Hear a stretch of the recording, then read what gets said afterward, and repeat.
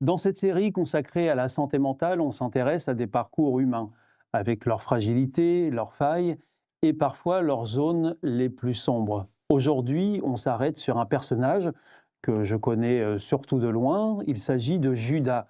On dit souvent d'ailleurs que c'est le traître, mais plus j'y pense et plus quelque chose me dérange là-dedans. On parle d'un homme qui regrette et pourtant qui ne se relève pas. Alors pour en parler aujourd'hui, bien j'ai le plaisir de recevoir les pasteurs Philippe Leduc, bonjour, Bonjour. et Gétro Camille. Bonjour Stéphane, bonjour tout le monde. Je me demande qu'est-ce qui se passe à ce moment-là, à l'intérieur. Est-ce qu'il y a un point où tout se ferme? Et j'ai vraiment hâte de vous entendre tous les deux là-dessus. Restez bien avec nous, c'est tout de suite dans l'Instant Bible.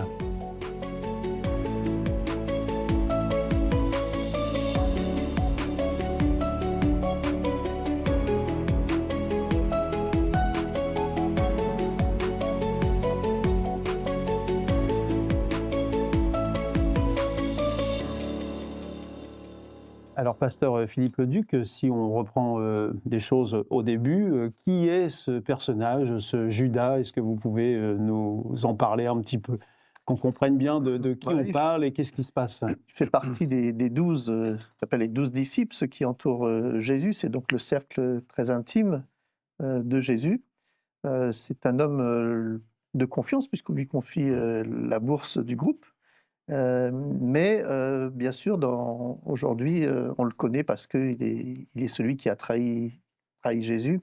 Et je vais juste vous citer deux versets qui montrent que c'est quelque part le mal personnifié, parce que je lis dans Jean 13, verset 2, donc on est là dans le dernier repas que Jésus vit avec ses disciples avant son arrestation, et il est indiqué: «L'esprit du mal a déjà mis dans le cœur de Judas l'intention de livrer Jésus».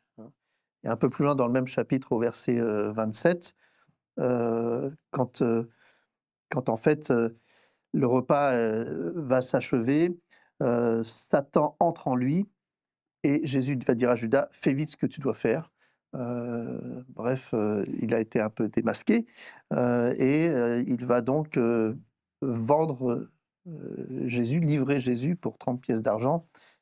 Et si on voit ensuite ce qui se passe, ça donne déjà la fin de l'histoire, puisque ça se termine mal, en effet. Ouais, ouais. À la fois, on nous dit qu'il regrette, dans Matthieu 27, verset 3, hein. Il regrette, il cherche à rendre les 30 pièces d'argent quand il s'aperçoit il réalise de ce qu'il a fait, des conséquences. Mais voilà que les prêtres lui disent: «Ben, on n'en veut pas de ton argent, garde-le». Et résultat de ça, il va aller se pendre. Alors, pasteur Philippe Leduc, est-ce que vous n'avez pas l'impression que parfois, justement, on résume un peu trop vite Judas juste à ce rôle de traître? Oui, c'est sûrement beaucoup plus complexe que ça, et c'est ce qu'on va parler aujourd'hui. Mais c'est les grandes lignes de sa vie, et c'est ce qu'on connaît le plus. Mais il faut aller plus loin, bien sûr. Alors, Gétro, ce qui nous interpelle dans ce texte-là, en tout cas moi ce qui m'interpelle, c'est justement que Judas, et ça c'est assez troublant, bah, il semble vraiment regretter son acte.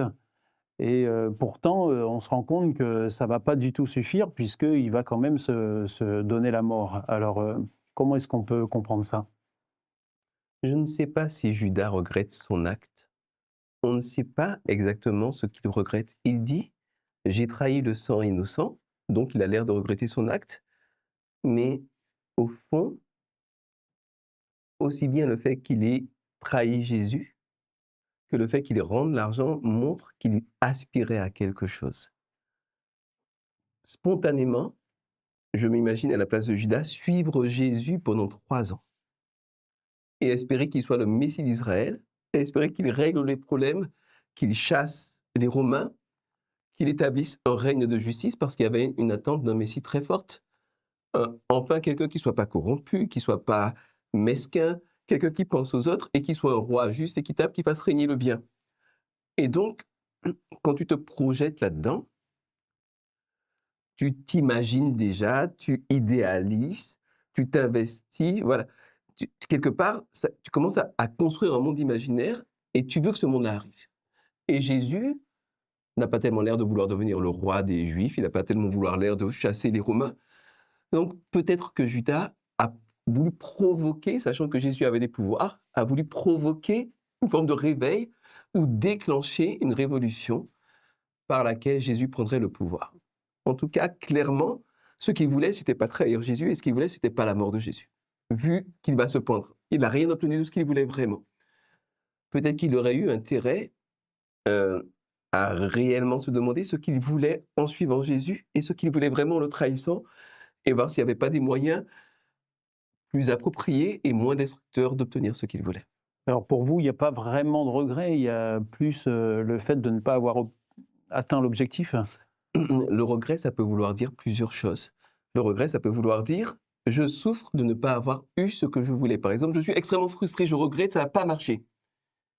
Et puis, il peut y avoir le regret au sens noble et profond, qui est, il y a un mot pour ça, la métanoïa. Ça veut dire changer d'état d'esprit, amener sa conscience à un état supérieur et se rendre compte que là où on était, ça n'était pas bon. Donc, manifestement, la conscience de Judas n'est pas passée à un niveau supérieur parce qu'il est resté dans ce regret, sa frustration et sa souffrance. Il n'a pas franchi l'étape. Donc, il a regretté, et manifestement, Judas a choisi la mauvaise manière de regretter. Alors Philippe Leduc, pourtant, quand il va voir ces religieux à qui il vend Jésus, qu'est-ce qu'il cherchait au fond, Judas, en faisant ça? Alors en effet, on nous décrit ce fameux Judas qui va les voir et qui va leur livrer dans le sens où il va leur dire où se trouve Jésus. Et il va leur dire, ben voilà, combien vous me donnez pour ça? Alors, c'est que je l'ai dit tout à l'heure, hein, il était responsable de la bourse, donc il prenait soin des finances. C'était un moyen ici de gagner de l'argent. Et il sait qu'en allant voir ces chefs-là, il va trouver des personnes qui seront très intéressées par ce qu'il va leur apporter, puisque le texte nous dit que ces chefs-là cherchent une bonne occasion pour livrer Jésus. Et ils cherchent aussi à pouvoir l'arrêter et le mettre hors d'état de nuire, parce qu'ils voient Jésus comme étant un concurrent très fort, puisque Jésus attire les foules. Jésus enseigne des choses qui sont des fois, selon eux, un petit peu bizarres, un petit peu limites, d'après ce qu'eux ils pensent, hein, d'après ce qu'eux ils ont compris des textes. Donc tout ça va dans le bon sens, tandis que Judas va chercher en fait des gens qui vont l'aider à faire ce qu'il veut. Mais si Judas voulait que Jésus soit le Messie et justement renverse les Romains qui étaient les occupants d'Israël, euh, pourquoi est-ce que en même temps il le livre pour qu'il soit condamné et arrêté par les... Alors peut-être il faut revenir au premier texte que j'ai cité tout à l'heure. On nous dit que c'est l'esprit de Satan qui s'est emparé de lui et que quelque part il s'est fait le jeu de Satan en faisant ça. Donc c'est pas du tout de cette manière-là qu'il aurait dû s'y prendre pour en effet faire de Jésus le triomphateur. Là, il va faire de Jésus quelqu'un qui va être arrêté, Il le condamne. humilié et tué sur une croix. Mhm. Donc en effet, c'est très contre-productif par rapport à son idée de départ. Et alors, pasteur Gétro Camille, pour bien comprendre ce regret de Judas, est-ce que au fond c'est de la culpabilité ou est-ce que c'est plutôt de la honte qu'il ressent, à votre avis? La culpabilité n'est pas forcément une mauvaise chose. Ça n'est pas forcément une bonne chose non plus. C'est quelque chose qui arrive tout simplement dans les émotions, quand on se rend compte qu'on est responsable de quelque chose de mal qui arrive.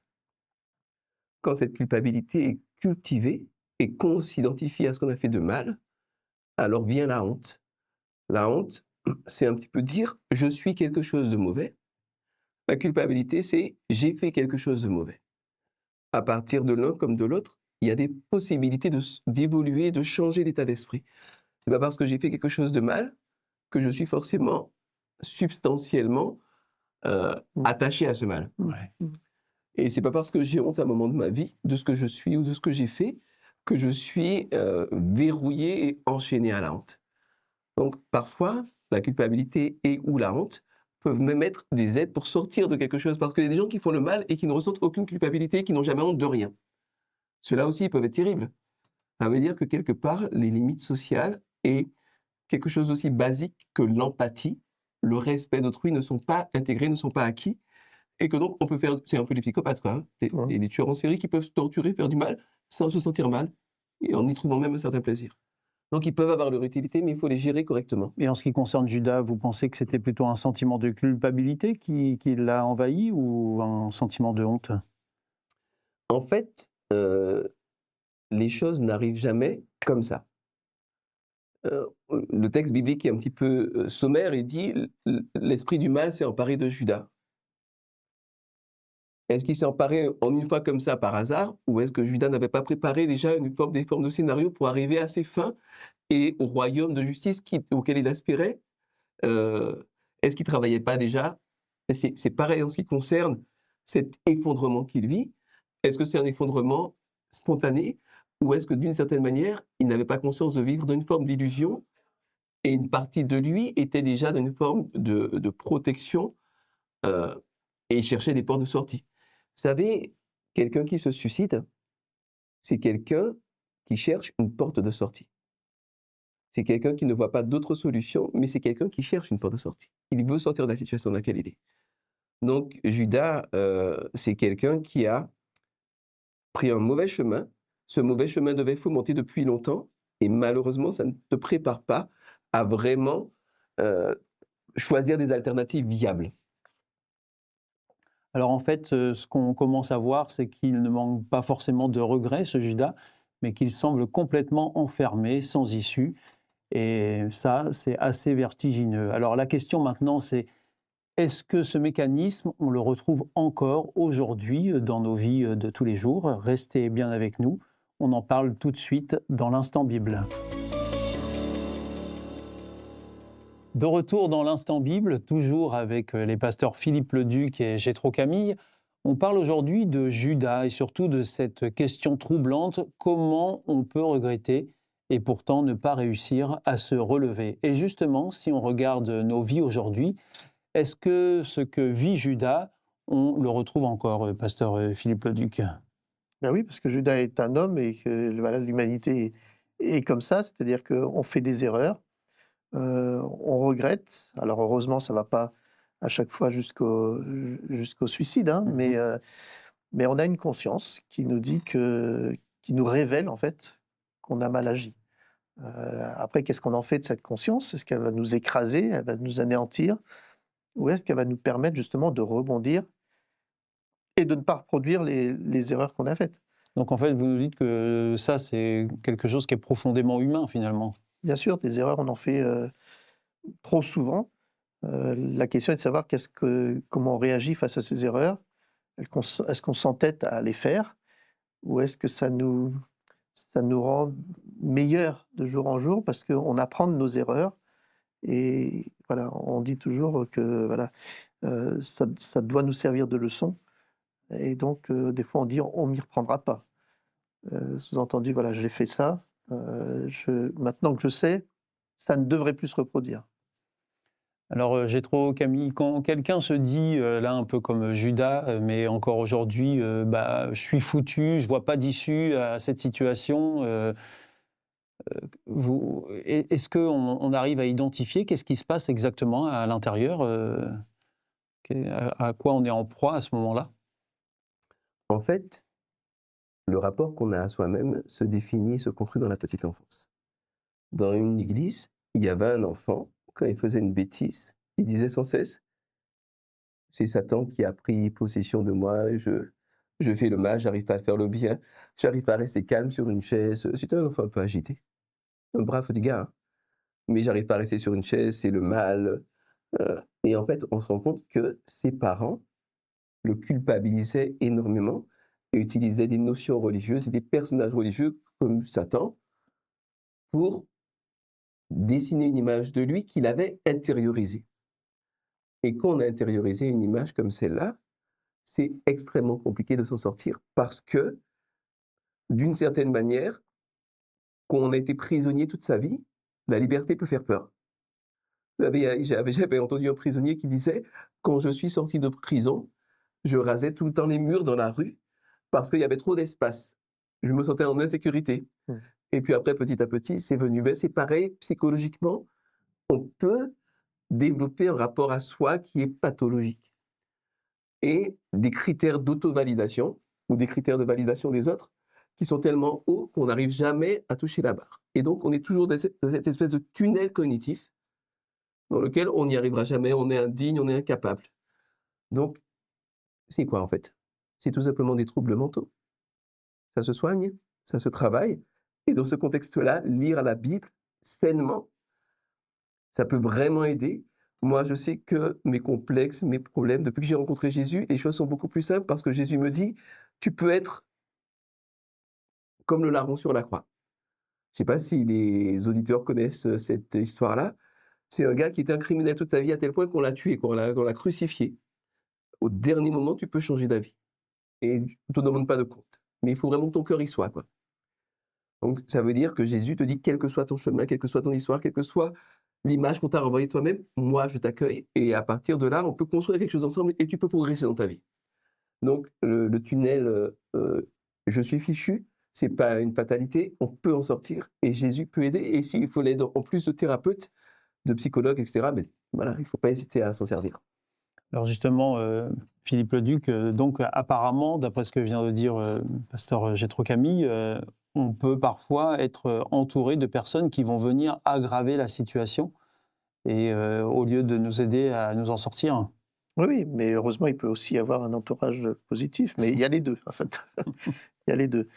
C'est jamais bon de rester seul dans ces situations-là. Donc, c'est bien de s'entourer avec des professionnels, avec des gens qui vont nous relever. Mais parfois, en effet, comme vous dites, on peut tomber sur des mauvaises personnes qui n'ont pas les mots, qui, au contraire, parfois, parfois sans le vouloir, nous font plus de mal que de bien. Ouais. Donc, ce qu'on appelle des gens toxiques. Ça peut arriver, ça peut arriver, mais l'essentiel, c'est, ce que le pasteur Gétro a dit, il faut savoir qu'avec Dieu, on est récupérable, quelle que soit la situation. C'est ça l'issue qu'il faut retenir, c'est que ce qui peut faire la différence, Il y a un c'est espoir. justement se tourner vers Dieu, c'est ça? Il y a un espoir, il y a une issue, parce qu'en effet, ceux qui ne pensent qu'il n'y a aucune issue, qui n'ont pas d'espérance, on peut comprendre qu'à un moment donné, voilà, quand on ne voit pas de solution à nos problèmes, on envisage le pire. Alors que la révélation biblique, c'est de se dire que oui, le mal existe, il est envahissant dans notre monde, mais il y a une solution et le mal, et c'est la promesse de l'Évangile, le mal sera un jour détruit définitivement. C'est l'espérance avec un E majuscule de tout chrétien. D'ailleurs, si je peux réagir à cela, les personnes toxiques, on peut les trouver également dans la sphère religieuse. Et c'est encore plus difficile quand ce sont des responsables religieux. Parce qu'ils vont te dessiner une image de Dieu qui est une image d'un Dieu toxique. Mhm. Un Dieu qui est un genre de pervers, qui veut qu'on l'adore. Moi, j'aimerais bien qu'on m'adore. mais ça, c'est mes petits problèmes mentaux. Qui veut qu'on l'adore, qui veut qu'on lui obéisse. Et si on lui obéit pas, et si on l'aime pas, eh ben, à la fin des temps, il te punit. Et il peut même te punir pendant l'éternité. Donc, c'est vous dire le schéma mental du gars, quoi. Je veux dire, c'est grave. Donc, quand on a cette image-là de Dieu, évidemment, c'est extrêmement compliqué. C'est la raison pour laquelle je voudrais dire à ceux qui cherchent Dieu, éventuellement d'écouter des gens comme nous qui peuvent en parler un petit peu, mais c'est en cherchant Dieu de tout votre cœur, de toute la sincérité de votre âme, que vous le trouverez et qui pourra changer votre vie. Ce qu'on vous raconte, c'est une chose, ça peut avoir son utilité, c'est pour ça que je suis là, mais c'est vraiment une rencontre de personne à personne et de cœur à cœur qui a la puissance de vous transformer, de vous sortir de ces schémas autodestructeurs ou bien destructeurs. Alors, ce qu'on peut retenir aujourd'hui, eh bien, c'est que l'histoire de Judas n'est pas juste une histoire ancienne, c'est une histoire profondément humaine, celle d'un homme qui s'est retrouvé seul, enfermé dans l'idée qu'il n'y avait plus d'issue pour lui. Et ça, c'est une question qui nous touche tous à un moment ou à un autre. Est-ce qu'on peut aller trop loin au point qu'il n'y ait plus de retour possible? Peut-être que la réponse mérite d'être explorée un peu plus encore. Et d'ailleurs, si vous souhaitez découvrir ces textes que nous avons abordés aujourd'hui dans cette émission, ou prendre du recul, ou simplement ouvrir une porte, même aussi petite soit-elle, vous pouvez recevoir gratuitement une Bible avec notre partenaire Hope Bible.